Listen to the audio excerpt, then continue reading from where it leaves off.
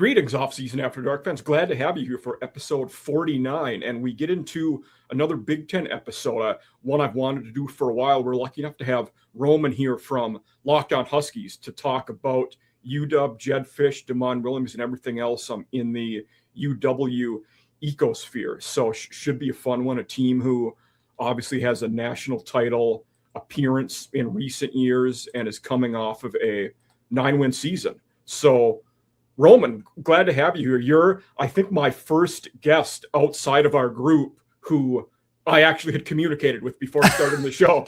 So it's good to have someone with, a crossover and some background here. So why don't you tell the guests a little bit about what got you following Huskies, what got you, producing content and, in this world? Oh, absolutely. I've watched the Huskies my entire life. I grew up in Los Angeles, so people are a little stunned to learn that at different points in time. But my dad's a UW alum. Okay. My sister actually just graduated from one of their master's programs a couple of months ago. So something that has run in my family for a very long time. My dad lived up here for a long time. So I came up here every single summer, visited, got to walk around the stadium and all that. And it's just something that I've always really enjoyed. And then as I got into high school, into college, and I realized that sports media was something that I wanted to do, as I was going to school, and I went to a small D3 school in Massachusetts where I could play baseball for a little bit. And I did the same with the small D3 school in Minnesota and played football. Oh, it's tremendous. It was a wonderful experience. And as I kind of continued to learn and saw just kind of where the market was going, I was like, oh, there's a great market here for college football. I started writing about the Huskies while I was still in school, decided to move out here when I was done with college. And I was lucky enough to live with my grandma for a little while and work at a local newspaper before obviously things change with COVID. And now that, I was able to get some more opportunities, it's been tremendous to be able to do more of this. And I've been lucky enough that this is my 6th full season now covering the Huskies. And it's, okay. Yeah, no, it's, it just hit me that it has been a while. How long have you been doing Locked On Huskies? This will be our 4th football season of Locked On Huskies. Now, are you the original Locked On Huskies, or did you inherit it from somebody else? No, it's been me the whole time. I had a full-time co-host for a little while, and then now it's we got like a really fun rotating cast of people that step in and help out from our tremendous beat. Awesome. Okay. Yeah, well, because I know we're in that phase now where Locked On's been around long enough where some people are still the originals, some have taken over from somebody else. So good to know. Yeah. No, me since day one, and it's been quite a ride to see where it's come. Yeah, I mean, there are not many schools who have had the high level success, but also the overall changes in conference realignment and everything that's happened there. So there's certainly, you've not been short of news going on in that time. So that's always a positive. But let's jump into the Huskies, and a team who last year, won 9 games. The year before they were 6-7, Jedd Fisch's first year. Of course, the year before that, you had a national title appearance. But, kind of the place I always start was at the end of last season, after you won the bowl game, finished 9-4. How did you guys feel about the season? And what was feeling after the 2025 season was over?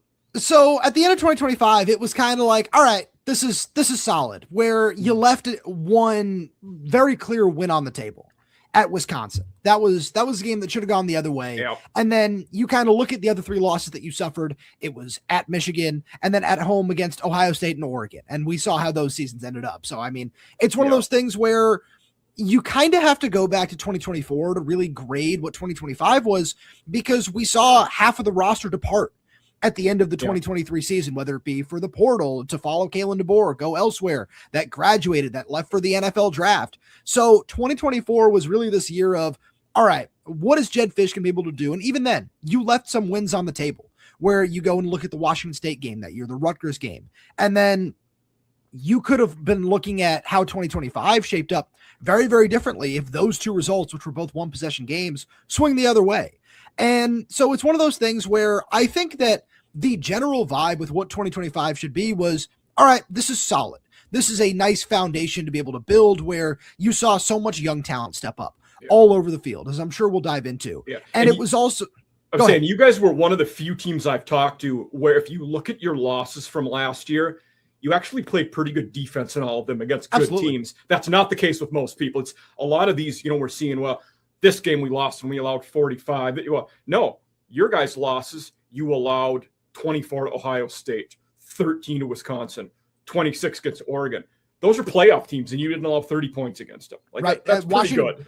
Absolutely. Didn't allow 30 points all season. Like 26 was the most points that Washington's defense allowed last year. That's really impressive. Yeah. And it's one of those things where looking at who's coming back, looking at the talent that you are still able to build around moving forward, there's a lot to like. And there's a lot to just kind of say, okay, yeah, there are still major questions that need to be answered when you lose guys like Denzel Boston, like Jonah Coleman. But looking at where the roster is and how Jedd Fisch has continued to construct this thing, looking ahead, it's okay. Yeah, no, this is a team that should be able to take another step forward this fall, is because it's going to be led by, as you said, Mike, that defense. Yeah. And I think that gets lost in the shuffle a bit. Ryan Williams really, really struggles as a head coach at Purdue. Ryan Walters. In over his head. Didn't I say Ryan Walters? You said Williams. Oh, sorry. Okay. I was crossing brainwaves with the QB. Ryan Walters. Yeah. But top-notch defensive coordinator. Was at Illinois, is now again at Washington. The guy's a really good defensive coordinator. And because of that, I think that will give him an opportunity to be a head coach again someday. And I believe he can succeed in the right situation. He was just in a bad spot before. But make no mistake, elite defensive mind in the country. Absolutely. And that was one of the things where when there were those rumors about Tennessee trying to move in on him at the end of the season, I would hearken back to something he told us in November, where he talked a lot about how his defenses have historically taken a big step forward from year 1 to year 2. And that's certainly something that he seems to expect this year as well, where this is a group that was 12th in the nation in run defense last year, 15th in points per game allowed, and 21st in total defense. So it's already building on a very, very solid foundation. Yeah. And I kind of look at some of the pieces they brought in from the transfer portal, some of the pieces that are sticking around, and some of these freshmen that this coaching staff also expects to contribute. It's one of those things where I can certainly see what the plan is and what the vision is. And it also goes back to one of the things that makes him such an elite defensive mind is he talked a lot about how he had to change his base scheme last year, what he typically likes to run, because he just didn't have the personnel that he felt could apply adequate pressure up front. There were a couple different things on the back end where when you have guys like Takario Davis and Ephesians Prysock on the outside, you want to make sure you can do certain things with those sorts of corners. And so now looking at how Washington has reshaped this entire defense moving forward and adding pieces from the transfer portal, especially along the defensive line, I'm very curious to see how he's going to mix what he learned last year with what it is he likes and does really well moving forward. The one thing I can tell you he does like from an outside perspective is tall, rangy corners. Yes. That's not changing this year. No. And that was one of the things I was going to ask later when we get into the roster and the D-backs. I'm like, are you going to have corners that are 6'3", 6'4"? Because he clearly likes those guys. There are a couple of those that we'll dive into. And the other thing that I always look at when I'm doing my rundown of looking at defenses, the tackling rate. They were 13th in the country in that last year. That tells me you're stressing fundamentals if you're that good at tackling. So, because that's something that being sound at tackling and not whiffing on that doesn't happen by accident. D1, FBS, running backs, receivers are very good at eluding tackles.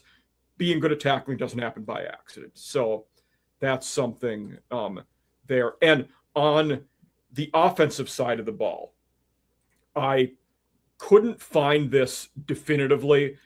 Is Jedd Fisch the play caller? Yes. Okay. I assumed he was based on what I read, but I wanted to clear that up before we went any further. So that is not shocking. I did assume that was the case.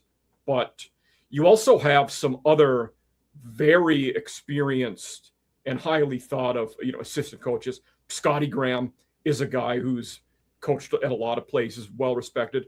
JP Lossman, Luke Del Rio, guys who, we've heard, their names certainly back to when they were players and elsewhere. So, and then the one I didn't realize until I was looking around was Brian Odom, but a guy who, Mizzou, Oklahoma, USC, Washington State before that, coached at a lot of places. Younger brother of Barry, for those out there who didn't know that, but another top-notch name. But so I think you conceptualized that well. Of in grading 2025, we had to look at where we came from 2024. So then we hit the off season and recruiting, the portal. I think the spot we have to start here was keeping Damon Williams after thinking we would. Then we weren't so sure. Then we did. So what did that scenario look like for you guys, for the people in the space like you focusing on UW football? How did that unfold? That was a really interesting 72-hour period where I remember I was sitting there and I was like, oh, cool. News is starting to die down for a little bit. I can take a step back and, it's going to get easier for a little bit.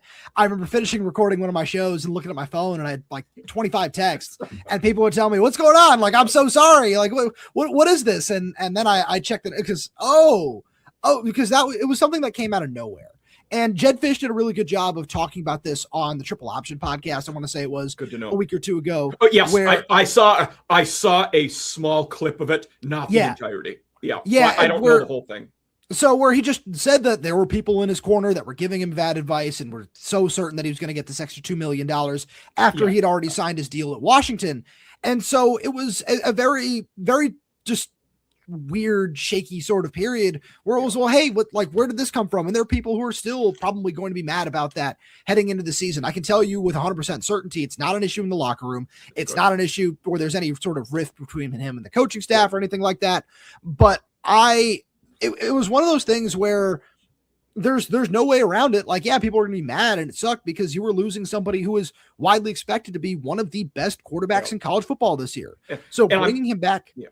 And I'm glad to hear you say that, because the way that unfolded, there was a chance this snowballed into what happened with Nico and Josh Heupel, where there were irreconcilable differences you needed to separate. I'm glad that's not the case for the sake of that team this year. And it's one of the things that Jedd Fisch did explain, where he said, I've coached at the NFL level for long enough to know that, hey, players are going to ask for trades and then not always be granted said trade. And at the end of the day, it was something where he was away from the team for less than 72 hours. It wasn't like, it's this weeks, months long holdout where he doesn't want to talk to his teammates. He doesn't want to give in kind of deal. No, that's not what happened. And so that's where it was somewhat easy to reconcile from what I've heard, because he went through all of the winter conditioning. Obviously he went through all of spring practice as well. So I look at where this is going to be moving forward. That's not necessarily something that I'm concerned about, but that is obviously, the big thing and where you have to start, because when several different programs, obviously LSU being the one that was the heavily rumored suitor at the forefront, it was a very interesting couple of days. And I heard a lot of rumors flying around about who might have been coming up on an official visit after Bo Pribula did very briefly. That just feels like a weird moment in history at this point in time. And looking to the future, were those guys be better than DeMond? Probably not. But it was one of those things where you kind of had to make the best of the situation. Yeah. And when something like that would have happened that late in the portal window, it's not necessarily about finding a guy as good. It's about getting a viable starter where there's not a significant drop off. Right. So, and I imagine with the program of that caliber, there would have been no shortage of guys, but there were several names. Like the one that I harkened back to a lot, because he did wind up transferring and did also, interestingly enough, wind up at LSU, was Hassan Longstreet. And that was somebody who I was very intrigued by and heard a lot of things about, hey, this might be, a mutual interest sort of thing. And obviously it didn't come to fruition. But that was the one name where we know he hit the portal, and I feel comfortable saying that was a guy that I had a very, very close eye on. The two I had wondered about potentially in that moment would have been one with the UW connection, one with the Jedd Fisch connection. Could you have potentially got Noah Fafita, and could you have gotten Austin Mack?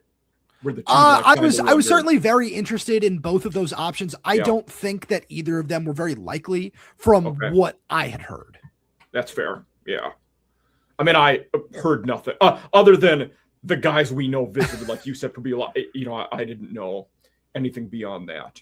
But at that QB position, you're one of the fortunate teams this year who there's no doubt who your guy is. I mean, Damon threw for 3,000 yards last year, 25 touchdowns, ran for over 700 more.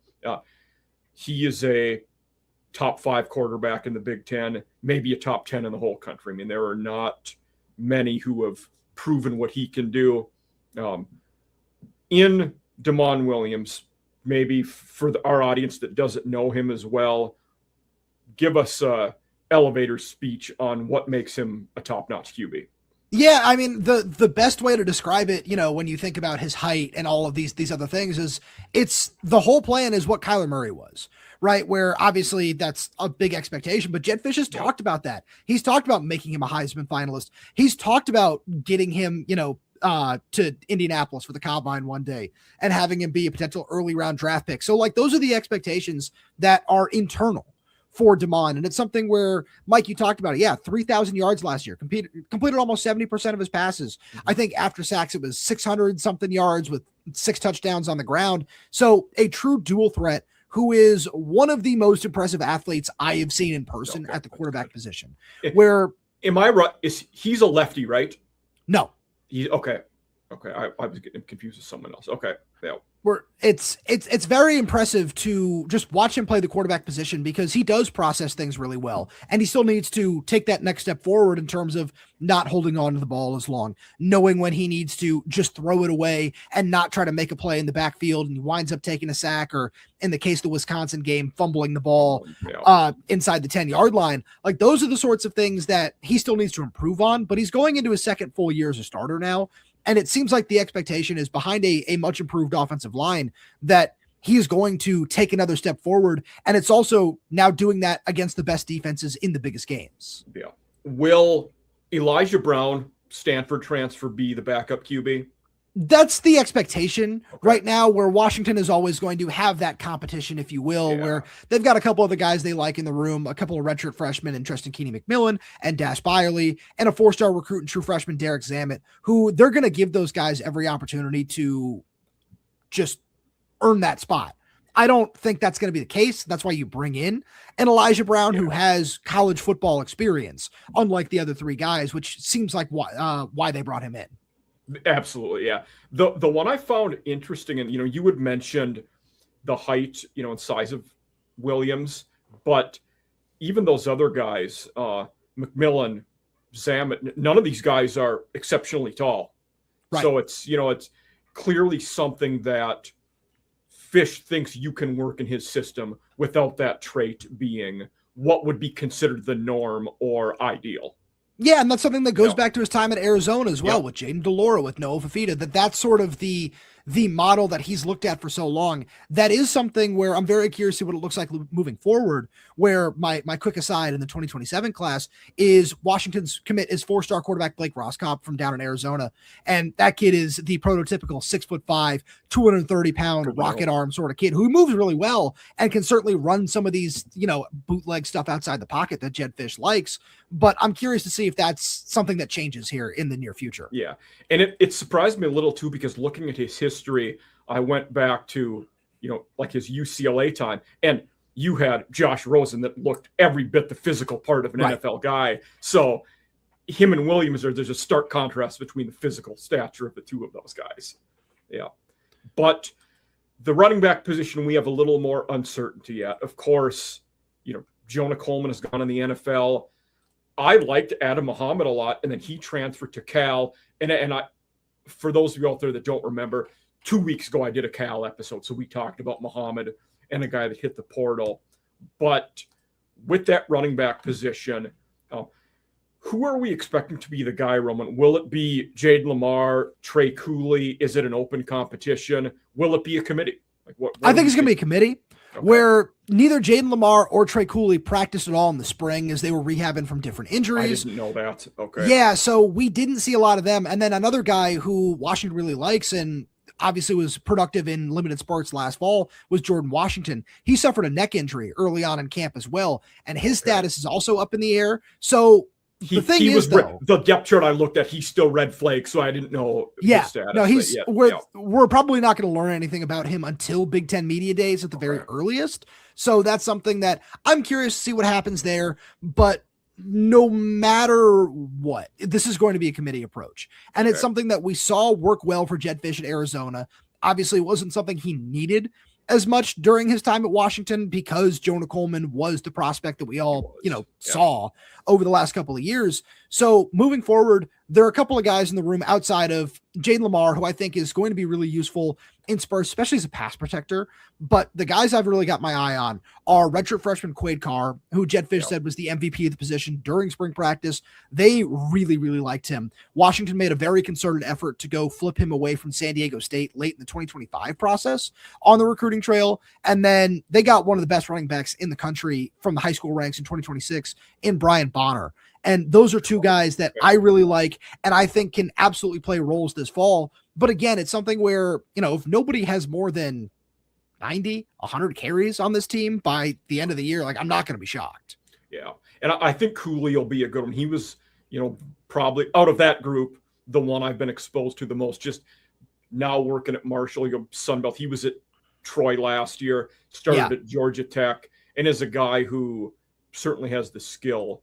But yeah, I didn't know that about Bonner. That's good to know. So I'm like him being a top-notch recruit. And Quade Carr was another one who his measurables, the numbers look good, but I can't say I know much about the guy. So no, that's fair. He took 3 carries last year and unfortunately sprained his ankle. So the exposure has been limited. Yeah, that makes sense. Now, receiver position. Denzel Boston obviously would have been a big loss for anybody. He's in the NFL now where I expect he'll have a solid career, but 95 targets, 62 catches, almost 900 yards. That's tough to replace for anybody. That's a dude at those numbers. But Desmond Roebuck and Rashid Williams are also very good players, and Christian Moss was a good player at Kennesaw State. So you certainly have guys who look the part and have been productive that should be the next man up in that offense. So absolutely. What can you tell us about the receiver position? Oh, there's so much to tell, where Rashid Williams was somebody who this coaching staff fully expected to break out last year, but unfortunately suffered several injuries that just, hampered that progress, where he broke his collarbone, I believe it was, in week 2. And then while rehabbing from the collarbone leading up to, I believe it was either the Illinois or the Wisconsin game, he got as he told us during spring practice, he got his hand stuck inside somebody's helmet and broke something. So just real bad luck over the course of the year. And that's one of those things where I think that he's going to step up and have a big year. I'm certainly very intrigued with Christian Moss, who missed the majority of spring practice with a hamstring injury. And it's one of those things where whenever you talk about Jedd Fisch, you need to talk about freshmen and young players, because he wants to find a way to get these guys on the field. And Chris Lawson is somebody who's listed as a sophomore, but was somebody who would have played in every single game as a true freshman if he wasn't limited by injuries in fall camp last year. He was very, very impressive in the spring of 2025. And so that's a guy I got my eye on. And then there were a pair of 4-star recruits that also just really, really impressed me during spring practice. One of them was Jordan Clay, who's going to be competing with Christian Moss at that X spot. That's a dude who's just big, strong, really athletic, can go up and get the football. And then the other one is Trez Davis, a 4-star recruit out of Louisiana that Washington grabbed late in the process after he decommitted from Tulane. And so I look at both of those guys, and Trez is more somebody who can play that slot role if need be, but can also thrive out in the Z spot behind Rashid Williams, where another field stretching, really nice athlete that Washington's coaching staff talked about being the most advanced of the 3 4-star recruits they brought in at wide receiver in this last class. And you could certainly see that in terms of how he's able to separate from defensive backs, his ability as a route runner, all those sorts of things. So this receiver group is very, very talented. There's a lot there. Unfortunately, we just haven't seen a lot of that on the field just yet. Yeah. And 2 guys who were on the roster last year that didn't get a ton of targets just because of Boston and Roebuck, but that I had followed since the recruiting process. Chris Lawson and Justice Williams, both, they're the 2 who I had, had some exposure to. And I think both looked, over 6 feet tall. In Williams's case, very tall. And then Lawson's, not small by any means, but replacing Boston was tough, but it looks like that room is very solid.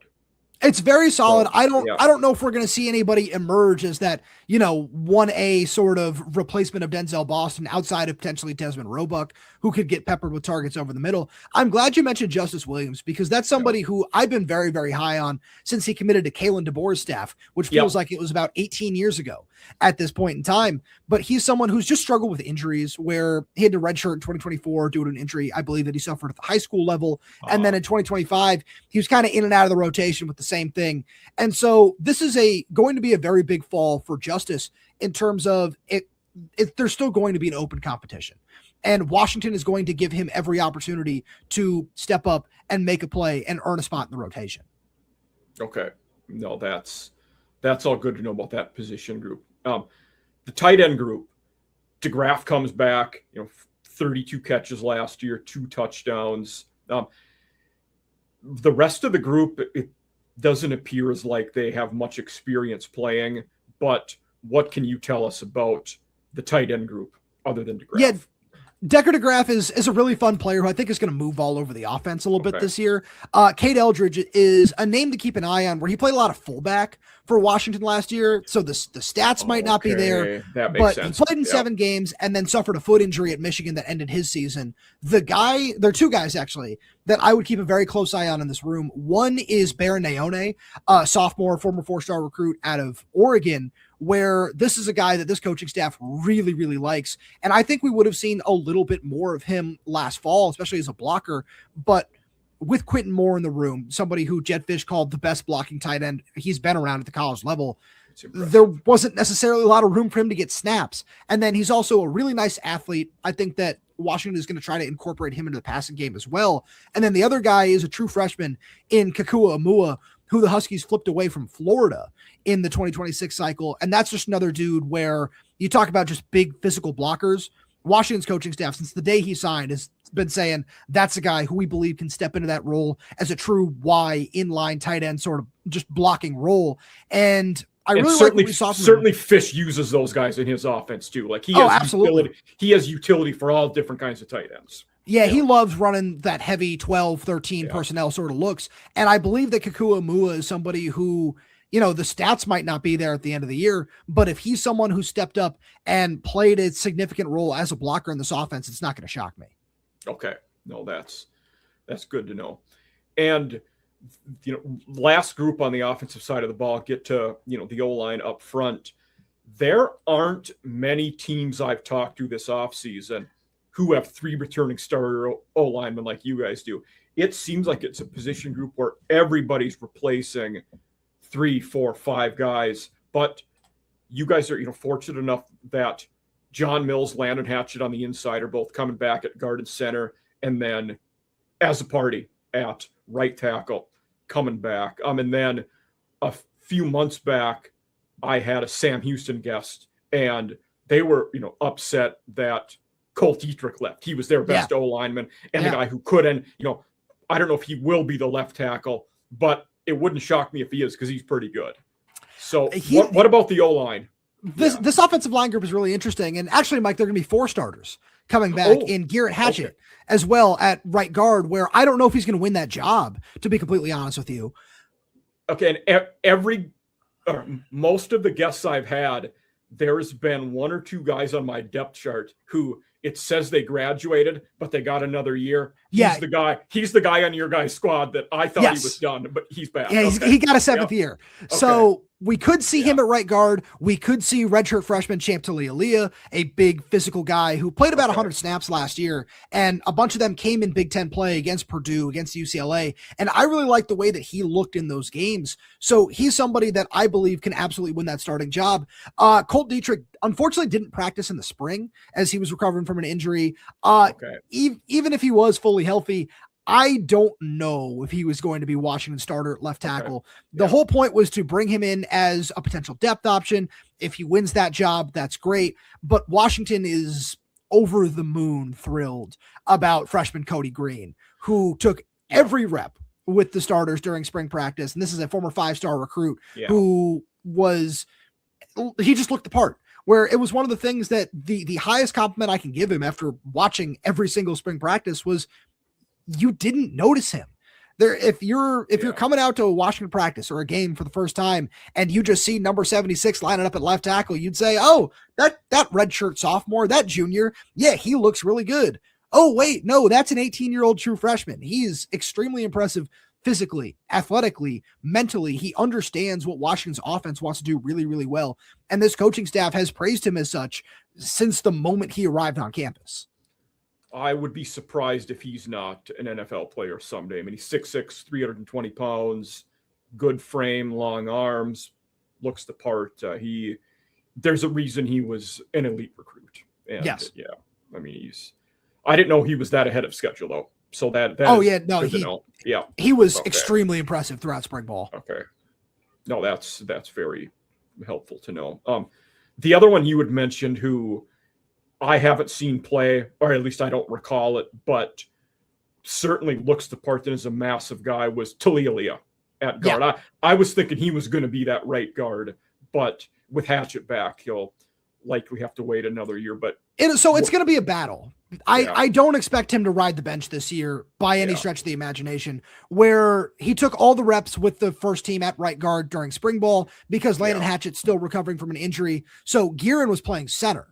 And then Guerin got hurt a couple practices in as well. Okay. So it was something where Champ still has a whole bunch of reps with the starters under his belt.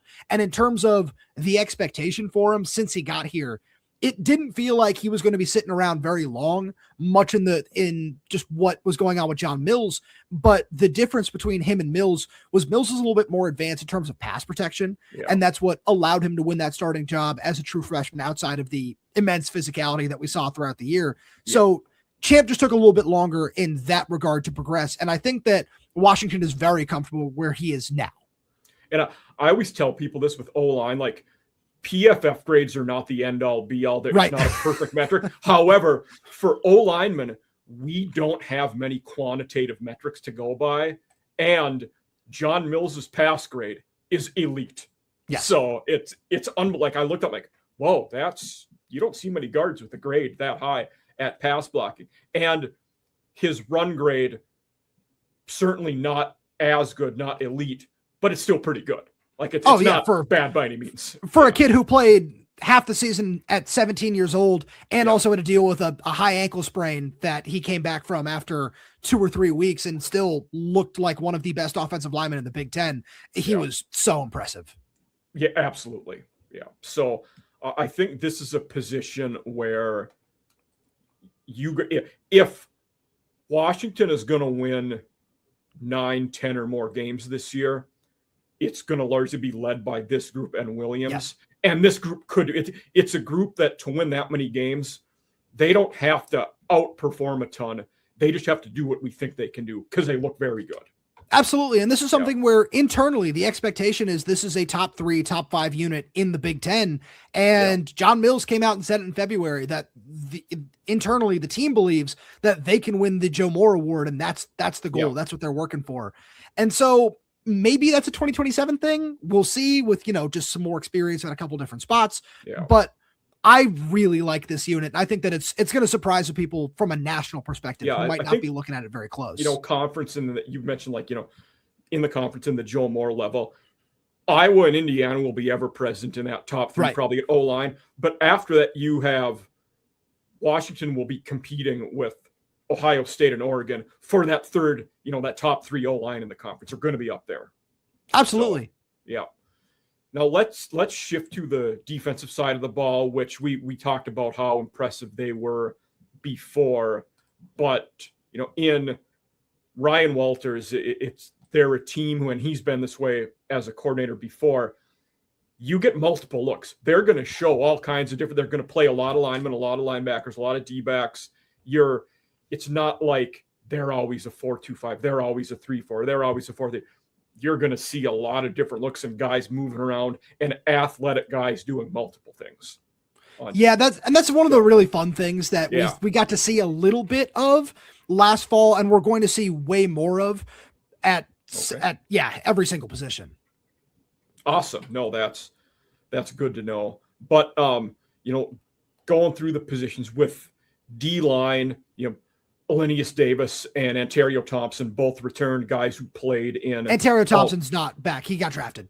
I did not know that. That was another one that was a misprint on the depth chart, so that's on me.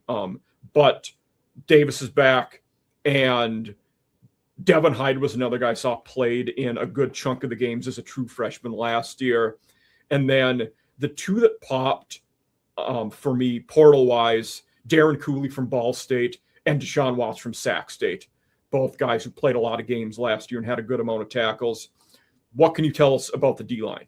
Yeah, I'm glad you mentioned Darren Conley and Deshaun Watts, because those are two guys where there are going to be questions because they're coming from lower levels. But Deshaun Watts in particular was the highest graded run defender per PFF, regardless of school last year, or in terms of FBS, FCS. He's someone who I also really like as a pass rusher, where he's got a very interesting build at like 6'1", 330 plus pounds. Like he's very just wide and stocky, but very explosive for his size. And I think he might be able to give you a little bit of something as a pass rusher. Washington expects Darren Conley to come in and be someone who, when Ryan Walters does like going to those 5-man fronts that he shows, to be a consistent disruptor and win those one-on-one matchups and get after the quarterback, which he certainly did during his time at Ball State.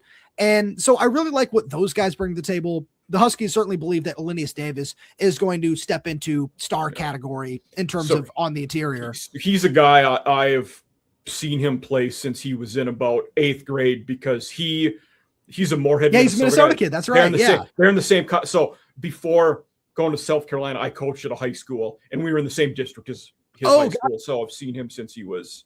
Yeah, I believe for the upcoming 27 recruiting class, I think they have 4 guys committed to the University of Minnesota. So, very cool. Good high school program. But yeah, so he's a guy and you always knew, like, okay, this kid looks to play. He's going to be good. Like you could tell he was just special from a young age. Absolutely. And it's one of the things where it took some patience in terms of development and pass rush moves and different things like that. But they certainly expect that step from him this coming season. And on top of that, another guy who Washington brought in out of the transfer portal, on the interior at least, is Kai McClendon from Mississippi State, who didn't play last year because he had a torn ACL and didn't practice at all in the spring either as he continues to rehab. But they really like what he brings to the table as a run stuffer as well. And combining that with some really high-end talent from the high school ranks in Derek Coleman-Brusa and Tiayu Mukais, who are both going to take some snaps along the interior as well. There's a lot to like about what Washington's defensive tackle unit specifically is going to be, where along the defensive line as a whole, UW lost 10 bodies last year, whether it be to the transfer portal, the NFL draft, where 2 guys got taken, or just graduation. And it's weird to say this, and I've said this several times now, but this group is deeper.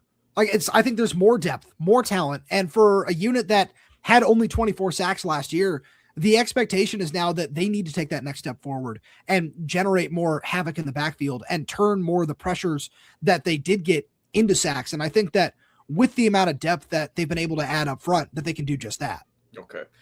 I'm glad you mentioned that with McClendon. That was one of the questions I had. I always am curious when you get a transfer from another P4 school who had 0 stats last year. He was hurt. That is putting the all the links together. So that does make sense. Okay. Perfect. Linebacker wise, I mean, returning Al Ukta and Alexander, both good players. Was Al Ukta hurt for a good chunk of last year? Yeah, he tore his ACL in week 3 against Washington State. Okay. So that his former school, I believe. Yes. So, and then Alexander, I know, started at UCF, played the whole season last year. I assume he was probably either first or second on the team in tackles, though I don't have that number in front of me. But it seemed like him and Bryant were both pretty solid last year. Of course, Bryant, lost him to USC. And then Jacob Lane was the other guy I saw on the outside who, kind of that edge, he's that tweener, 6'5", 255 type guy that's an outside backer, end type But so I think we should break this into two groups because Washington has the inside linebackers, and a couple of them, as like X-Ray Alexander, will play some outside as well, but they just designate all their edge rushers as outside linebackers at this point in time as well. So you mentioned Jacob Lane. He's going to be in a very interesting group with Ohio State transfer Logan George, who was injured for the majority of his time there and was somebody that Washington really, really liked out of the transfer portal when he did choose the Buckeyes. So it's kind of a, oh, cool, getting him back in the area kind of deal after he was really productive at Idaho State is very important. And then you mentioned Devin Hyde. Devin Hyde's going to be in that edge rusher outside linebacker room as well. This coaching staff loves Devin Hyde. That's somebody where, especially if you ask anybody in terms of his teammates, like, hey, who's the guy that you think is going to step up and break out? Devin Hyde was one of the consensus answers from several different guys that were at the NFL Combine and everything like that. So it's fun to hear that. But then on top of it, Washington is also hoping that a pair of former Arizona transfers in Isaiah Ward and Russell Davis can continue to produce, where Isaiah Ward was productive over his first couple of years, but was limited by injuries a little bit last season. Russell Davis has been very much limited by injuries. So they really like those guys as well. And then we're also expecting to see two true freshmen in this rotation of outside linebacker in JD Hill, who was a borderline top 100 recruit last year out of Mission Viejo High School, where he had 40 plus sacks at the high school level. And I've had members of Washington's player personnel department comp him to Melvin Ingram in terms of his build as a pass rusher, where he's like 6'1", 280. So very unique in that regard for somebody who's going to play on the edge. Yeah. And then another guy who I originally thought was going to be in the hybrid, like inside outside linebacker sort of mold, in another 4-star recruit in Ramzak Fruin from Bethel High School here in Washington. And he was probably my favorite player that I watched on film in last year's high school class for UW. This kid at 6'4", he's listed at 235 right now, is long, explosive, got a really quick first step, and generated a whole lot of pressure throughout spring practice, where if he's somebody that Washington likes to use a lot as a speed rusher, just in terms of third and longs and different things like that, that's not going to shock me because of the edge and the physicality that he plays with at that size and with that sort of athleticism. Okay. No, that's all very good to know. Because that was one of those position groups where beyond the top couple, I didn't really have good insights or info into any of them. So looking at the D-backs now, I know. Here, hold on. Sorry, I didn't mean to cut you off with the inside linebackers too, because there are a couple other names. Oh, yes, please go for it. Yes. Yeah, where you mentioned X-Ray Alexander, who was so impressive down the stretch last year. I really liked what he brought to the table. Big, physical, can set the edge against the run as an outside linebacker. Washington loves him on the inside. Buda Alukta, we'll see what that looks like. He's obviously recovering from the ACL, so it's also something where Washington doesn't necessarily feel the need to push him, because you also have two guys that recovered from ACL tears last year in Jacob Manu and Zadrius Rainey-Saleh. So the expectation is that this is going to be one of the best linebacker units in the country on the inside, where X-Ray was tremendous last season. I couldn't have been more impressed with him. And Jacob Manu, we know what that production looks like when he's healthy from his time at Arizona. And Washington did decide to, manipulate which games he played in last year a little bit so he could come back for the 2026 season, where they limited him to 4 games plus the bowl so he could just use the red shirt that he didn't in 2022.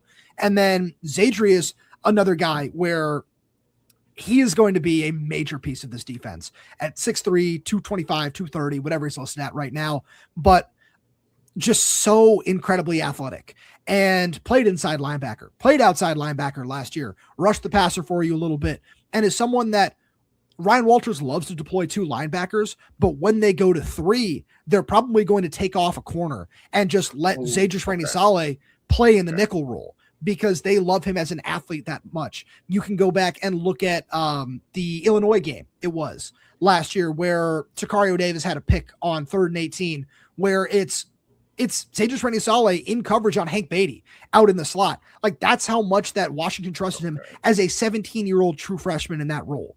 And so looking to the future, this is a guy that if he was fully healthy last year, he would have been a freshman All-American. And now looking at what kind of role he can play in the defense this year, even if he doesn't start and is just a heavy part of that rotation, he's going to be an impact player. That's good to know. Yeah, I'm really glad you told me all that, because especially with Rainey Solly, I did not know that he was, that impressive. So good to know. Yeah, I appreciate that. Now, shall we move on to the defensive backs? Oh, let's do it. I love talking about the secondary. Awesome. So one of the guys who, another episode I did maybe 2-ish months ago, was Virginia. So Emmanuel Carnley, of course, Yes. corner from there who transferred. And he certainly fits that profile of the tall range, 6'3", 185. He fits the model of what we have seen in Ryan Walters cornerbacks. He's that Prysock, Tacario Davis mold of, lanky guys. So the other corner, who do you think, will it be Dylan Robinson? He was a guy that I looked at. Okay. So yeah, you're going to have 2 6'3" guys out there again. Yeah, Dylan Robinson is a lot of fun to watch, where this is someone that didn't arrive until last June and had been training on both sides of the ball throughout his high school career. And so really just started learning the cornerback position full time about a year ago. And then he got trotted out there for his first start against Jeremiah Smith. That's just, and that's the level of confidence that Washington has in him, because Tacario Davis was hurt, and that they just said, okay, yeah, we're just throwing this true freshman out there. Because you listen to any member of this coaching staff talk about him, and they'll just tell you that kid's got first round traits in terms of athleticism.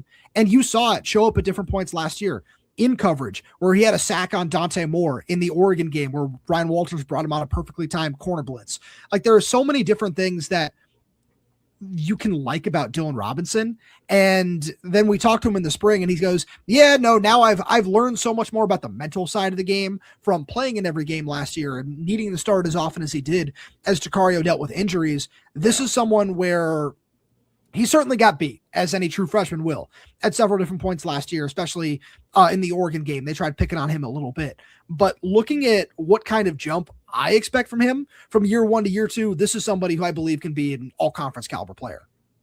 Awesome. No, that's high praise. So that's good to know. And yeah, I had mentioned Carnley.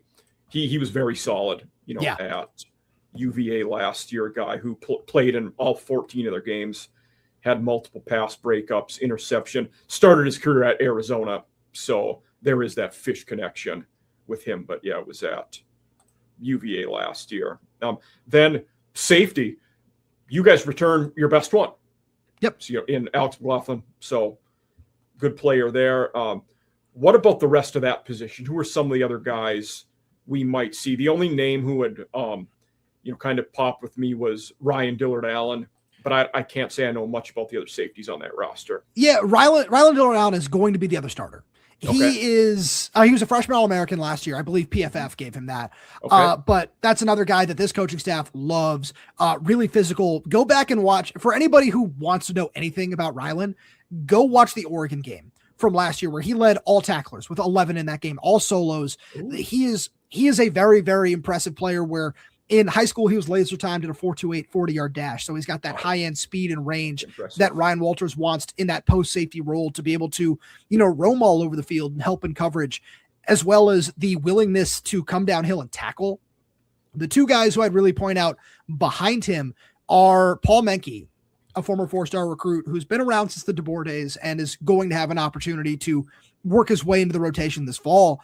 And the other is Gavin Day, another top 100 recruit that the Huskies signed in the 26 class, who 6'3", 205, I want to say is what he's listed at now. Long, rangy, as physical as they come. His high school film, in terms of just the physicality and the big hits that he lays on people, is so much fun to watch. So I look at that I almost said tandem when there's 4 guys there.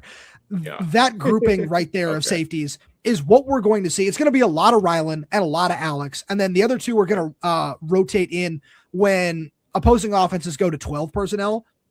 That has been Washington's counter, or it was in 2025, and why we saw so much of Ryland last year. I'm curious to see if that's a little bit different this year because of the Zajus Rainey Saleh thing that I talked about a couple of minutes ago. But previously, that had been Ryan Walters' counter to 12 personnel, was 3 safeties. So that's what I'm keeping an eye on. That's good to know. Yeah, I appreciate all that. One recruit who at least has impressive numbers and was Duncan at Rajon corner. Duncan, yes. Yep. So he and in their certain willingness to play young guys, could he see the field early on? My projection right now for the depth charts I've done and everything like that is that he'll be cornerback 3.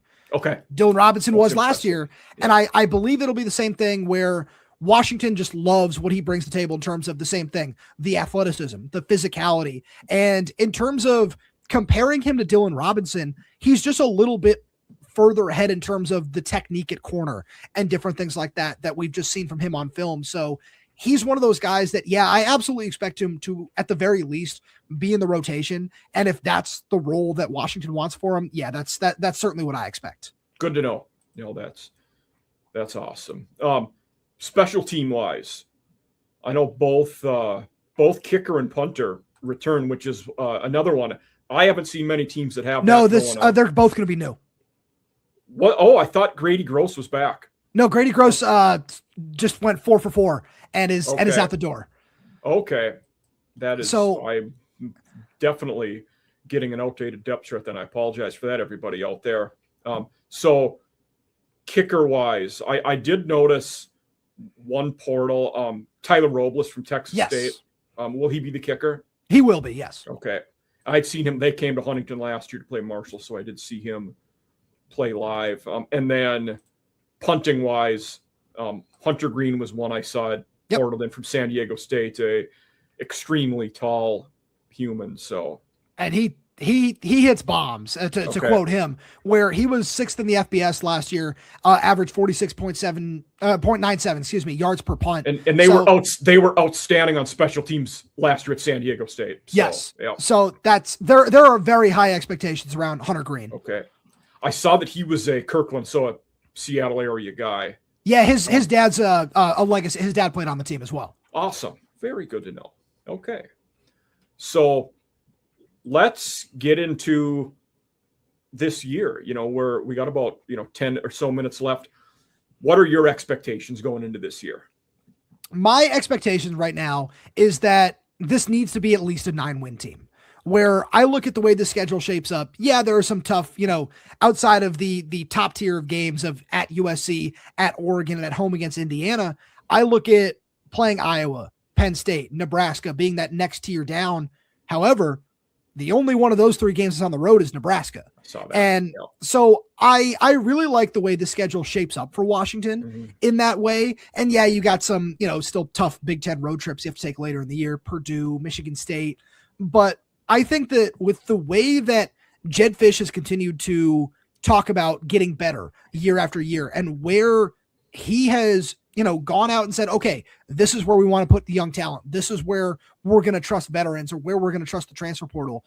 The biggest questions that I have seen from Husky fans outside of the whole DeMond Williams thing is very clear. Who's going to replace Jonah Coleman? Who's going to replace Denzel Boston? And while there isn't necessarily a clear answer right now, I believe that Washington has more than enough talent at both spots to do that.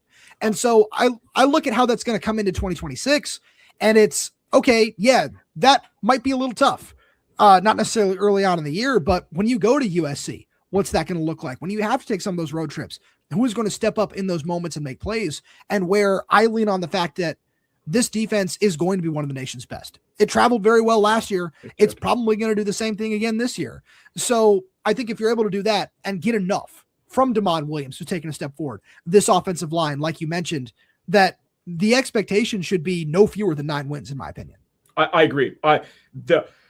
This is one of the few teams, and what I'm about to say is a little skewed, that I've had a lot of G6 teams this summer, but even relative to the P4 ones, I keep, I'm diving into the roster and looking, I'm like, whoa, that's better than I thought. This is impressive. They're coming off of a good season, and they look improved in a lot of areas. And it's one of the few I've had in the last 2 months where I'm like, there legitimately is a chance this team could go to the playoffs this year. I think they're, like you said, I think 9 wins is the expectation. And with some luck, you're looking at 10. And if you win 10 games in the SEC or Big Ten, you will be a playoff team. Yep. So that, you'll have to handle your business in the 9 games you're expected to win. And then you'll have to knock off USC, Indiana, or Oregon. And getting one of them is doable. Yep. So, I look at the USC one especially as it in that regard. Yeah. Okay. Yeah, could be. I think the other one, that last game, Oregon at home, or Oregon on the road, excuse me, that's going to be a battle the last game of the year, because there's a good chance you're looking at this game in the final week of the year, and a trip to the Big Ten title game the next weekend and a trip to the playoffs is both on the line. And it could be a super high stakes game. That could be a lot of fun. Oh, yeah. I agree. And that was what the hope was the 2025 game was going to be. Yes. And I think that if Washington just wins that game at Wisconsin, we're looking at that game in that light, just from a much bigger perspective in that way. Yeah. Because that's how we would have been looking at the 2025 game as well, where, Washington wins, they knock off Oregon. Then all of a sudden, hey, look, there's a spot in the playoff for them if they can, just go out there and take it. Yeah. And we haven't mentioned this as much. We'll get into these in a minute, but there also is a chance where we're looking at that as a Damon Williams, Dante Moore Heisman Trophy on this on the line game. That could, and even similar the week before with Josh Hoover, because that could happen. I mean, there's all these guys could be in that mix. We're dealing with that level of QB on teams that will win enough games, because that, like it or not, winning a certain number of games is almost a prerequisite for the winning that now. And that's okay. I have no problem with that. But I agree. I think there is a chance they're a 10-win team. I expect at least 9. And they could be, for me, I look at Ohio State, Oregon probably will be playoff teams. They would be disappointed if they're not. But after them, you have Indiana, USC, Washington, all in that mix of, there's a good chance 2 of those 3 could also be playoff teams. So it's going to be fun. I'm really looking forward to the Big Ten schedule. While we're talking about those guys and QBs, this is one of them. Reed did this list. He's a guy who I'm going to have on as a guest pretty soon. But just looking at, the ranking the QBs, with the top 5, I don't debate the top 5. I think those 5 are clearly the top 5. I would agree. I would have Williams higher on the list, and I'm not just saying that to pat you on the back. I would have him ahead of Hoover. I don't hate if somebody would have Maeva. No, I'm very high on Jade Maeva. I think his skill set is good. Julian Saint certainly was a stud last year. He also has a phenomenal supporting cast. Yep. So, but if you were putting on your QB glasses, how do you think the top 5 would look to you? I think I would just flip Josh Hoover and Damon Williams personally. I think one of the biggest things is Damon Williams finished 2nd in the Big Ten in total yards last year, only behind Jaden Maeva. So I think that's kind of where you can kind of look at that and just say, all right, I think this is fair to leave those 2. Honestly, the biggest thing for me when I look at this list, I think Malik Washington is heavily underrated. Yeah. That's someone where Washington had to go out to Maryland last year and pulled off that wild 20-point comeback in the 4th quarter. I've told a few people, maybe the most surprising QB thing in the portal last year for me was that they were able to hold on to Malik Washington. Yeah, no, I agree. An elite program didn't come and snipe him. I agree. Obviously, if things go the way that I feel like we all expect them to at Maryland this fall, that'll probably happen. But I think that he is someone where I would push him up to number 7, to be honest with you. I'd probably flip him and Anthony Calandria. I'm not totally sold on him, but it's something where Colton Joseph's a guy. He was good at ODU last year, and I think he's a very good fit for that offense. The other guy I'm higher on than most, and especially in SEC land and Tennessee fans, you're an idiot, he sucked. I'm pretty high on Nico this year. I think he's going to be pretty good in the Chesney offense this year. Now, I think the Chesney offense will help. The schedule's tough. The schedule's tough. That's just one of those things where, especially after like watching him in person last year when they played Washington, obviously a very different situation. It's one of those things where, yeah, the talent's been there. It's always been there. But I just want to do the whole seeing is believing thing with him, because like with a guy like Bryce Underwood, I wouldn't hate if people put him a little bit higher than 12 here, but it's one of those things where at least, we're talking about him as a sophomore versus Nico, who's playing his 4th year of college football. Yeah. Who, as a redshirt freshman, did lead a team to the playoffs. I'll give him that. Absolutely. Now, that team had the best front 7 in the country on defense, and nobody could run on him. So he had that. That helped. Yeah. And I will say the bottom 4, Lonergan, Milivojevic, Brown, Heklinski, tough to argue with that. I don't. Oh yeah, no arguments here. Yeah. Now, Lonergan has a stud receiver to throw to and a stud receiver to hand off to. They don't have much else on offense. But I wouldn't also hate it. Drake Lindsay was better than I expected last year. Now, I don't know how much you could pump him up this list, but I will say he was better than I thought he would be last year. I agree. And that's, I mean, to bring it back to Washington, that's a matchup I'm really looking forward to, to see what that's going to look like to open Big Ten play against Ryan Walters defense here in Husky Stadium in late September. I didn't know it was the Big Ten opener. That's cool. Yes. Okay. Yeah. So that's something I'm very curious about because, talking to some NFL scout friends of mine, like Drake Lindsay is certainly getting some buzz in a couple of those circles because of the arm talent, because of a lot of those things, but I just want to see more. I'm never sold on Minnesota. Okay. It's one of those, we're not sold on them as an elite team ever, but they're extremely predictable and consistent. I said that on the group show last week. They will almost certainly win 8 games. Probably won't win any more. Probably won't win any less. That's what they're going to do. And then they will win their bowl game because Fleck wins every game where they have more than a week to prepare. They're really good at that. So, yeah. And then Aiden Childs is a guy.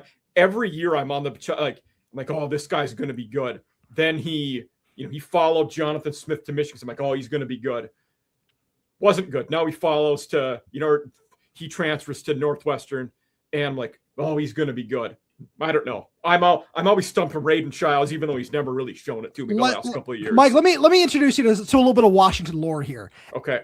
Aiden Childs, one-time top target for Kalen DeBoer and Ryan Grubb in the 2024 recruiting class. He's someone who the Huskies had been on for a very, very long time and wound up obviously at Oregon State there for a minute. That was somebody who there was a good point in time where I was convinced that he was going to be leading the Husky offense at some point moving forward. No, if there are 2 men I trust to rehab a quarterback, it might be Chip Kelly and Jerry Neuheisel. He will be well coached at Northwestern. I will give him that. But it's also one of those, after being snake bitten a couple of years, I'm like, I got to see it from him before I'm proven. And Caton Hauser's we're going middle of the list now, but he struggled at Big Ten schools before. At ECU, he did well, but he also had the best G6 receiving core in the country last year. An O coordinator that's now at Ole Miss, a tight end that's now at Vandy, and a good running game. Like, he had a really good supporting cast, and he threw some bad interceptions on deep balls. So Caton Hauser, we'll see what happens with him this year. But that Illinois team is in a pretty solid foundational place. So, yeah. Any other parting words you want to say about Big Ten QBs? I think that's all I got for you. Okay. We will do our final. I always ask these 2 questions. The first one, I think I know the answer in the Big Ten. Which coach in the Big Ten is on the hottest seat? Oh, it's Mike Loxley. It has to be. It has to be. Yes. I did a coach's hot seat for the whole country a while back, and he was the highest P4. He was second after Mike Norvell, and I put a Rand on there too. But yeah, Loxley, certainly the hottest Big Ten one, number 5 overall. I am shocked that he still has a job to some extent. I mean, you look at his. It's the recruiting. It's the fact that he went out there and, produced the high-end edge rushers that he did last year, brings in Zion Ely, obviously hangs on to Malik Washington. I think that's the biggest reason. Do you want to take a stab at what Mike Loxley's career record as a head coach is? I'll take a stab at the winning percentage. Okay. And I'm going to go with 380. That's probably about in the vicinity. He is 39 and 75 as a head coach. I really didn't want to guess, mainly because I can't remember how many games he's coached at this point in time, and it scared me. I love this math live on air. We are killing it with this. 34. You were close. 34. Yeah, very close. Yeah. So, but now, obviously skewed by his 3 years as a New Mexico head coach, 2-26. Oof. So, yeah. But he's been 37 and 49 at Maryland. And he had the 2 good winning records with Talia, Tagovailoa at QB, and they've not done much other than that. Fun fact: the Big Ten career passing leader, Talia Tagovailoa. That is true. Yeah. Yes. But it has to be Loxley. He's the hottest seat, and I don't think it's particularly close. There's nobody, I don't think, who is even remotely on as hot of a seat as he is. I would agree. I would say that Luke Fickell is probably second, but there's still a gap. Yeah. Now, the next question I always ask, and then there's another question I'm going to ask you after that as a first time, but let's do it. Which coach in the Big Ten with a good season or two gets a blue blood job? Which coach is that guy who could get an elite job?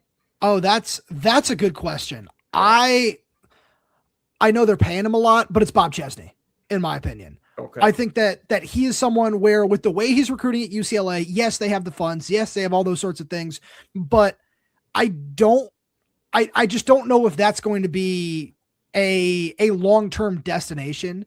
Everything about him is he's not a West Coast guy. Everything about him is back. You feel like he has 2 good years and it's a stepping stone like JMU was. Yeah, that was my thought. Like there was a moment where, with the way Penn State's coaching search was going, that I thought that they might have wound up with him, to be honest. Okay. Like, yeah, that's one of those things where if he winds up in a job like that, like, yeah, that's not going to shock me. I think that's the other one I would hypothesize here. This guy may have already done it if it was going to happen. If Georgia or Alabama open, just Dan Lanning take that jump. Being a I think Georgia. I think that if Georgia opens, he would take it. And like I remember there was a lot going around about him being the target at Alabama before it was Kalen DeBoer. And the more you dive into that, and especially with some of the things that I heard, it was always Kalen DeBoer. He was always that target. And maybe Lanning had enough sense to be, I don't want to be the guy that follows the legend. You want to follow the guy that follows the legend. Right. And then, like, because even in the case of if he does like bolt for Georgia, like it's, oh, well, hey, he coached for Kirby Smart for long enough that I don't think it's the same sort of, aura of all that. And obviously with Nick Saban, like that doesn't come close either way. Yeah. No, but the Chesney one makes a lot of sense.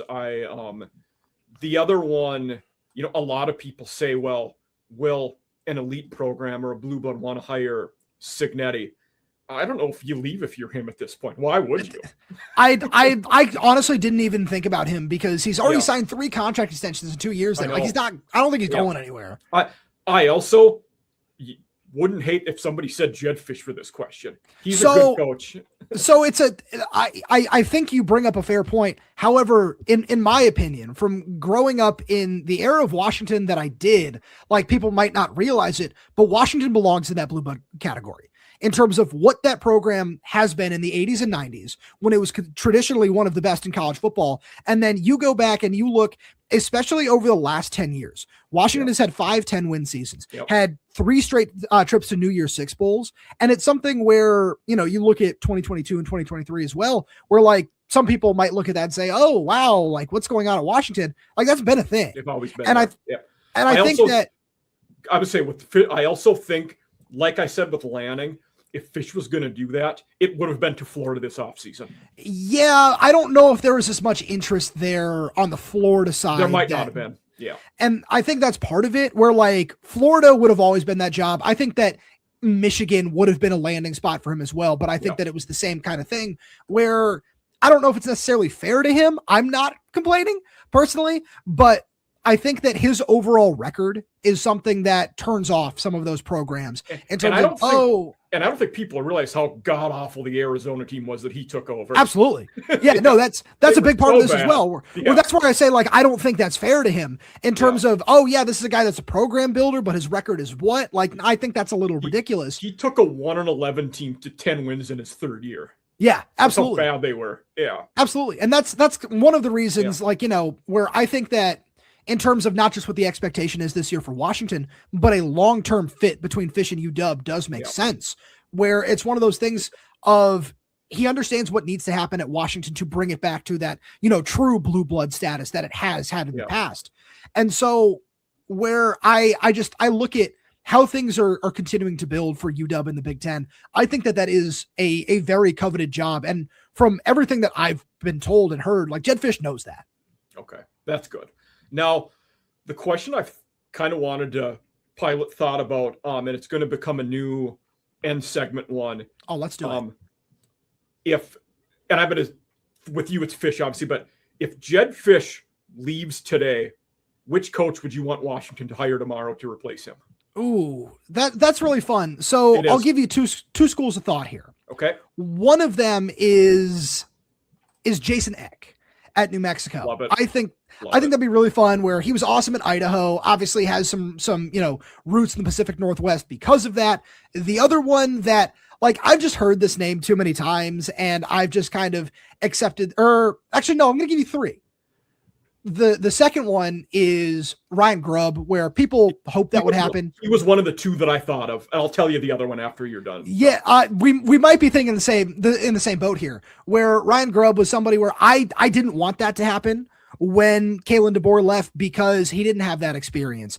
And it was just something where I want to see what that looks like at a lower level first, which brings me to option number 3, Jamarcus Shepard at Oregon State, where Jamarcus Shepard is somebody that I could go on for another entire podcast about how wonderful of a human being Jamarcus Shepard is, and how much every single person in and around the program and in the media just enjoyed talking with him and interacting with him, and how, I remember, like, he would give his post-practice talks and everything, and I'd be like, hey man, I'll strap on the pads and play for you. Like, that's just how energetic he is and how much fun he is to work with.